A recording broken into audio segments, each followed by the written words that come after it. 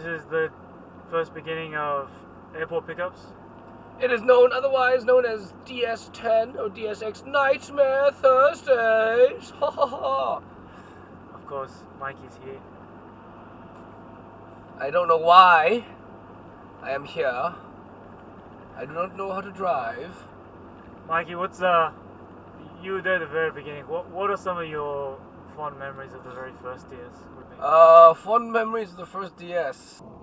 Being able to see like live instead of through YouTube and stuff like that, even though I didn't really watch much footage back then anyways, is that watching like live in your face high caliber b-boys, and not just the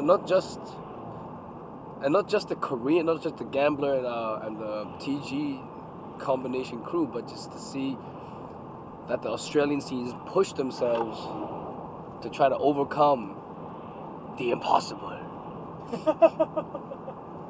So, first DS. First DS, a quick wrap up. As I said before, it was lit. It was very much the first time where, because like one day walking down the street, we all Joe had this concept like we've always had high level people come here to judge, and we see them do showcases, but showcase stuff is just like, but then when you battle them, that'd be like when being able to participate in that arena with world-class b-boys, I think that would be... was not a common thing. I wouldn't even say common. It would have never happened to any of the crews. Yeah. Had we not did Destructive Steps. And I mean, so bringing the battle guests, that was definitely... I would say we set the trend. It's like the norm now. But yeah, at the time it's the norm. It's the norm now to have battle guests, but I'd say I don't want to say pioneers, but definitely trailblazed part of it. Yeah, I'd say part of it. Yeah, part of it. And then, when you look at it now, and then back then. Back then, when we were much 10 years younger, and when we were like still more students or working part-time jobs, we didn't have enough money, so all we could scrap together was stuff for the b-boys. And at the time for us is more like it's not like, now we're like, oh my god, I hope shit doesn't hit the fan. But back then it was just like, oh my god, I wish someone would come. The moment when you finish setting up, and like you only get like a trickle of people coming up the stairs at Manning Bar on the registration desk, that was very worrisome. That was scary. That was scary for like the first few. At least first 5 to 6, maybe even 7 DSs where I was just like, I don't know if we'll get enough people. That was my always like. Well, for me, when I started coming back from 5 onwards. 6. Oh, 6 onwards. Yes. I wasn't worried. Really? I wasn't worried at all. I was always worried. Cause I'm like, oh, you're flying me now. So you gotta be doing something, right? I mean, and I hadn't started hosting. I haven't even hosted 6. I hosted 7. Yeah. Cause Felix was still hosting at that. Yeah. But I was like, well, I'm here doing something, right? I just remember.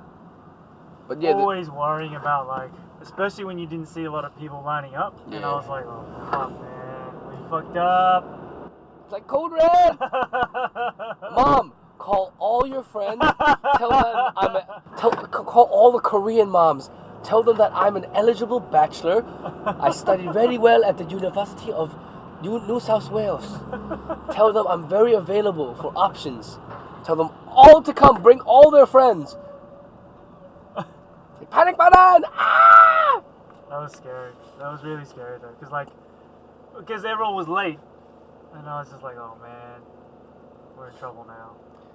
But it was the same. Like when we were at Manning Bar, it was just like, oh my god, are people gonna come? Yeah. And I think what was it? One year when one of the guest teams, which year was it? When one of the guests was it when Bourne injured themselves? Yeah, that was a bit scary for 2011. I remember, and I was like, oh crap. Because Bourne, I think he did this really cool like move, but he slipped a little bit on his foot, and he crunched his shoulder really hard on the ground. And he got out, and you can see it in the footage. He gets up and he holds his shoulder, and that straight up afterwards, I asked him, and he was like, I was like, can you break? And he's like, nah, it's done, man. I can barely move the shoulder. I can't even lift it. I was like, oh fuck. Did he dislocate it or is this a sprain? I think he just sprained it, but I think it was like a really bad jolt downward, and it kind of it jolted him down. So, but you know, it was all right because that year we introduced popping, and the popping was the highlight for that year, kind of thing. So, it was dope.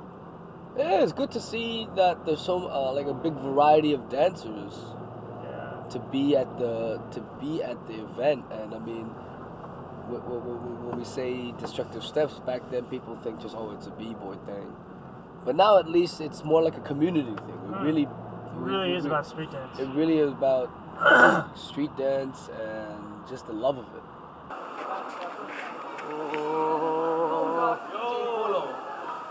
The survivor. Why are you so thick? The survivor of the DS. Bolo, do you know what season it is here, bro?